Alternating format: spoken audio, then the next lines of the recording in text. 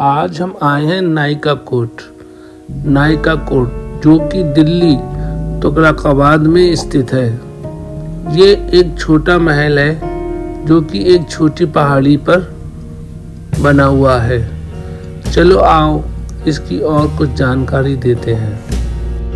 इसके जाने की कोई और रास्ता नहीं थी। ये टूटी फूटी चट्टानों से होकर जाना पड़ता था। अब ये गवर्नमेंट ने इसको ठीक कराया है और ये रास्ता बनाया है।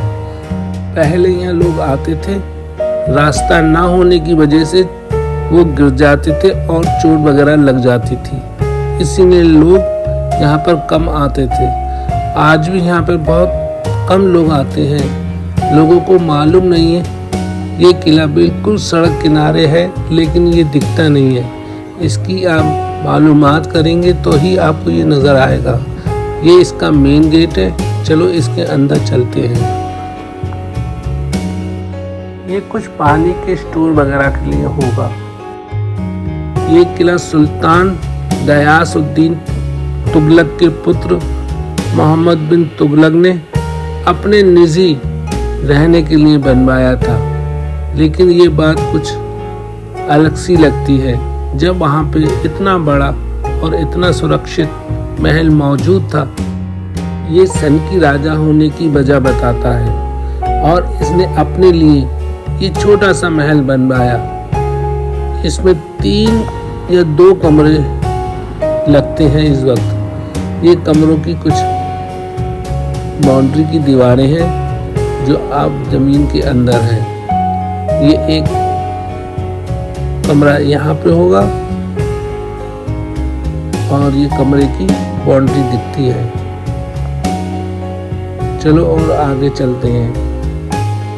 ये कुछ कमरे के रोशनदान या किले की रास्ता थी जो अंदर है। ये छोटा सा महल जो इस वक्त 4 दीवारी हैं। एक ये रास्ता है जो ये एक कमरे की ओर जाता है। ये कमरा बैक साइड में भी खुलता है। चलो इस कमरे के अंदर चलते हैं। ये कमरा कुछ इस तरीके का बाकी बचा है। महल के साइड से ये कमरा है और ये कमरा कुछ इस तरीके का दिखता है। ये बाहर जाने की बैक साइड की रास्ता है। आप अंदर जाने के बाद बाहर आएंगे तो ये रास्ता पीछे जंगल की ओर जाती है। ये जंगल की ओर जाने की रास्ता है। ये सारा जंगलों का एरिया है।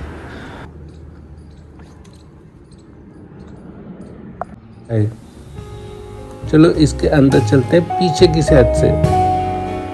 पीछे की साइड से अब जब आप दाखिल होंगे तो ये इस महल का कुछ आंगन सा है और ये महल के कमरे की दीवार है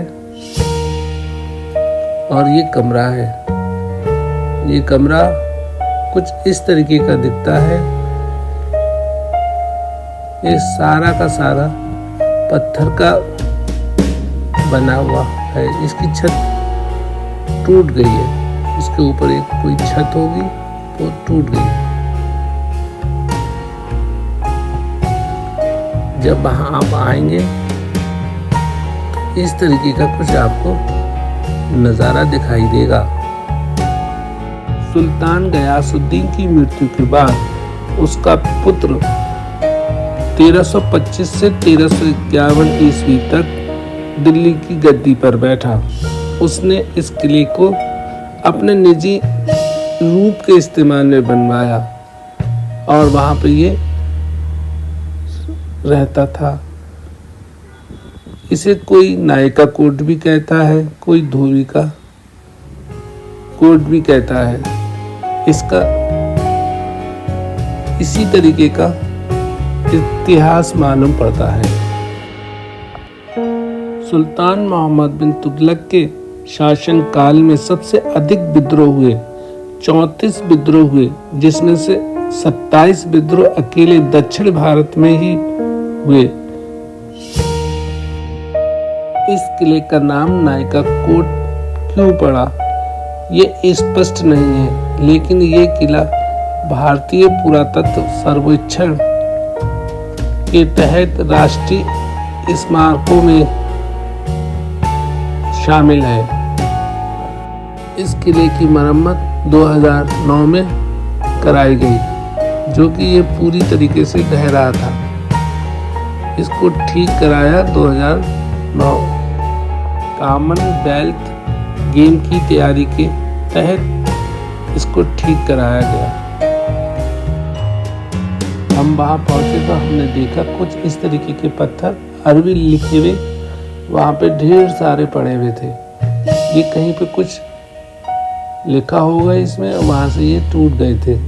बाकी ये सब यहाँ ही पे पड़े हैं। इस पे सारों पे कुछ ना कुछ लिखा है। एक ये कमरा है जो कि साइड से है। ये कमरा साइड से, किले के साइड से है। इसके अंदर जाने पे मालूम पड़ता है कि ये किला सिक्योरिटी के हिसाब से होगा, क्योंकि जब इस किले में अंदर आते हैं तो इस किले का बाहर का सारा दिखाई देता है, और अंदर से देखने पर ये किले के अंदर का दिखाई देता है। ये कुछ इस तरीके का बाकी बचा है। ये किले की साइड से पूरा का पूरा कमरा है। ये कुछ बाउंड्री जैसा दिखाई देता है। ये कमरों की बाउंड्री वगैरह रही होंगी, वो दिखाई देता है। चलो अब बाहर से चलते हैं। ये बाहर से जो सामने दिखाई दे रहा है, ये तुगलक का किला है।